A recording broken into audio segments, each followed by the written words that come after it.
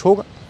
तो जब तक एविडेंस एक्ट नहीं बदला जाएगा, झूठ गंभीर अपराध नहीं होगा, झूठ पकड़ने के लिए नार्को पॉलीग्राफ ब्रेन मैपिंग कानून नहीं बनेगा, तब तक मुकदमों की जो बाढ़ आई हुई है ये कम नहीं हुई है। लेकिन जैसे ही ये case justice with in year लागू हो जाएगा, आप ये मान के चलिए भारत की 50% समस्या खत्म हो जाएगी। आज गांव में एक दबंग एक गरीब की ज़मीन पे कब्जा कर लेता है, क्योंकि उसको पता है कि ज़मीन पे कब्जा कर लो, 40-50 साल इस पे खेती करो या इसको यूज़ करो, 40-50 साल मुकदमा चलेगा और बहुत होगा, हार जाएंगे मुकदमा तो ज़मीन वापस कर देंगे। जब तक ये कानून का खौफ नहीं होगा कि दूसरों की ज़मीन पे कब्जा करूँगा तो हमारे ऊपर बहुत बड़ा जुर्माना लगेगा। जब तक कानून का खौफ नहीं होगा कि अगर हम चोरी करेंगे तो चोरी का माल तो देना ही पड़ेगा, इसके अलावा बहुत बड़ा जुर्माना लगेगा।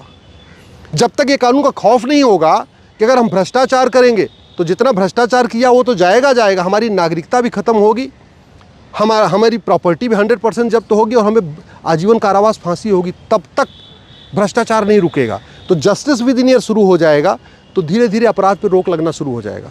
आज की डेट में थाने भ्रष्टाचार के अड्डे बने हुए हैं, तहसील भ्रष्टाचार का अड्डा बना हुआ है, डिस्ट्रिक्ट कोर्ट भ्रष्टाचार का अड्डा बना हुआ है, चाहे वो हेल्थ डिपार्टमेंट हो, चाहे एजुकेशन डिपार्टमेंट हो, चाहे पुलिस डिपार्टमेंट हो, सबके भ्रष्टाचार का अड्डा बना हुआ है। क्योंकि उनको पता है भ्रष्टाचार कर लो कुछ होगा नहीं। और ये क्यों कुछ नहीं हो रहा है? क्योंकि हमारे देश में गवाहों के बयान पे न्याय होता है। हमारे देश में झूठ को पकड़ने के लिए नार्को पॉलीग्राफ ब्रेन मैपिंग कानून नहीं है। कन्हैयालाल की हत्या जिसने किया उसने खुद ही वीडियो बनाया और उसने कहा मैंने मारा है। कन्हैयालाल का परिवार कह रहा है कि इन 2 लोगों ने हमारे कन्हैयालाल को मारा, और कन्हैयालाल को जिन 2 लोगों ने मारा वो खुद ही कह रहे हैं हमने मारा है, फिर भी आराम से बैठे हुए। अभी भी गवाहों के बयान पे चल रहा है, गवाहों का बयान चल रहा है। 106 गवाह में सभी केवल 6 लोगों की गवाही हुई, 100 लोगों की गवाही नहीं हुई। 1990 में एक आतंकवादी ने 4 हमारे एयरफोर्स के जवानों को मार दिया। उसने मारने के बाद टीवी पे बोला मैंने मारा हुआ है। जिसके परिवार को मारा गया वो कह रहे हैं हाँ इस आतंकवादी ने मारा, और फिर भी वो जेल में बैठ के बिरयानी खा रहा है। क्यों? क्योंकि हमने नार्को पॉलीग्राफ ब्रेन मैपिंग कानून नहीं बनाया। एक व्यक्ति ने बोला था 15 मिनट के लिए पुलिस हटा लो, हिंदुस्तान से हिंदुओं को ख़त्म कर दूंगा, और वो जेल में नहीं है, वो बाहर बैठा हुआ है। उसके चुनाव लड़ने पे भी रोक नहीं लगी है। क्यों?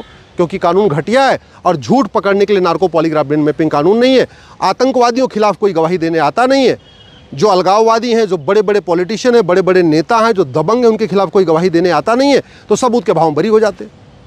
चाहे वो माओवादी हैं, चाहे नक्सली हैं, चाहे ड्रग स्मगलर हैं, चाहे हथियारों के सप्लायर हैं, चाहे वो जिहादी हैं, चाहे वो बड़े मिशनरीज हैं जो कन्वर्ट करने का काम करते हैं, उनके खिलाफ कोई गवाही देने नहीं आता। और कोई आता है तो उसको खरीद लेते हैं पैसा पे, 10-20 लाख रुपए दे दिया, गवाह खरीद लिया।